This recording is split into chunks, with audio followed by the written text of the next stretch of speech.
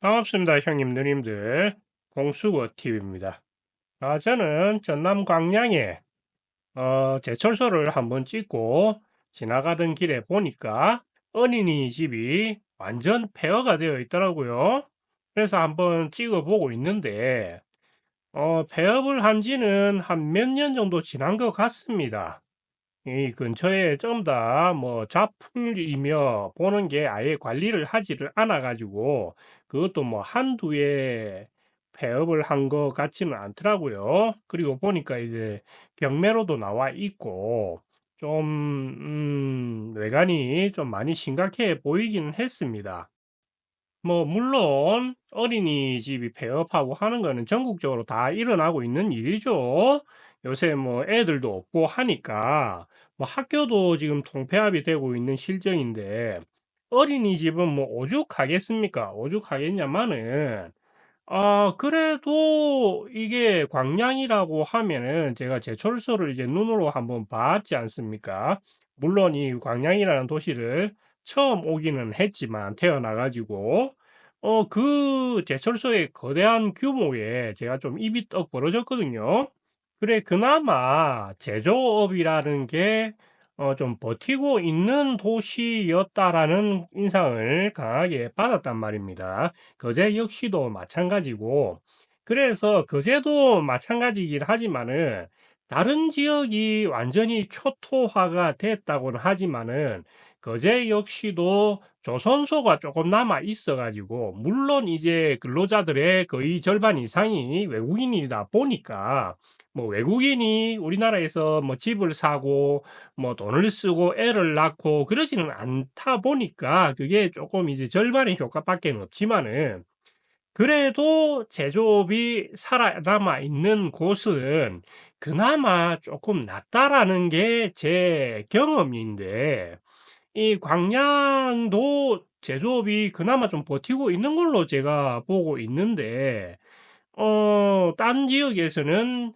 이 어린이집 경매 같은 거는 제가 잘 보지를 못했거든요. 물론 폐업 소식 같은 거는 들었지만은, 그것도 이 어린이집 같은 경우에는 몇 년 전에 아마 폐업을 하고 이렇게 덩그러니 남겨진 것 같은데, 이 제조업이 살아있는 도시도 이게 조금 심각하구나. 애들이 없구나.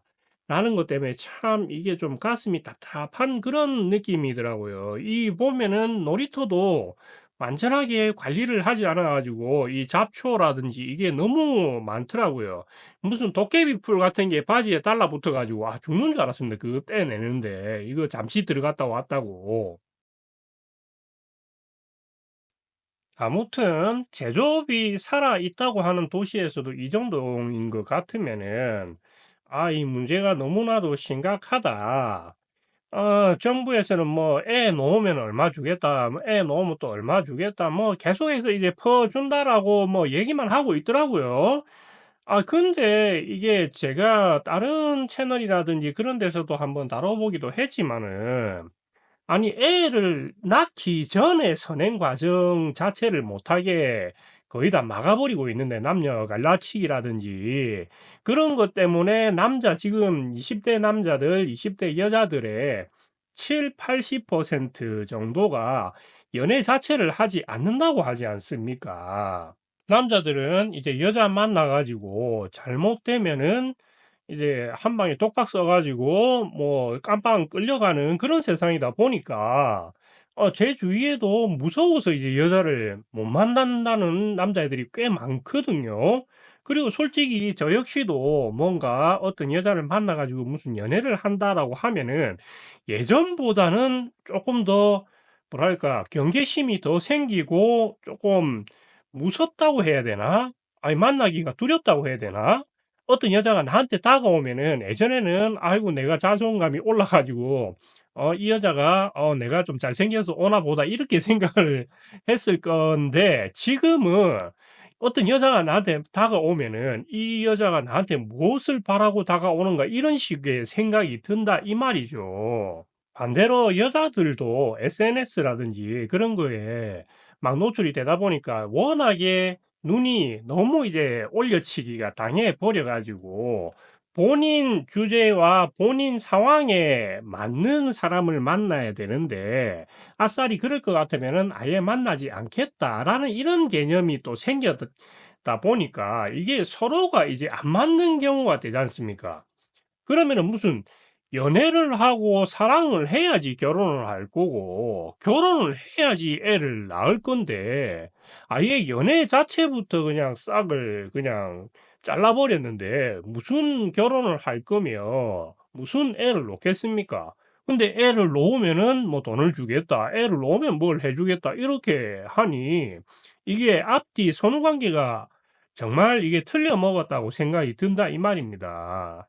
맨날 남녀 갈라치기나 하고 있으면서 애를 놓으면은 돈을 주겠다. 애를 놓으면은 뭘 해주겠다. 이거는 솔직히 말해가지고 제가 봤을 때는 무슨 의도가 있는 건가 이런 의심이 많이 들거든요. 솔직히 뭐 의심은 아니지만 확신이기도 하고 어쨌든 이게 그게 안 먹힐 거라는 걸 알면서도 그렇게 막 행정을 하는 것 같다는 생각이 강력하게 솔직히 좀 듭니다. 부동산도 마찬가지고.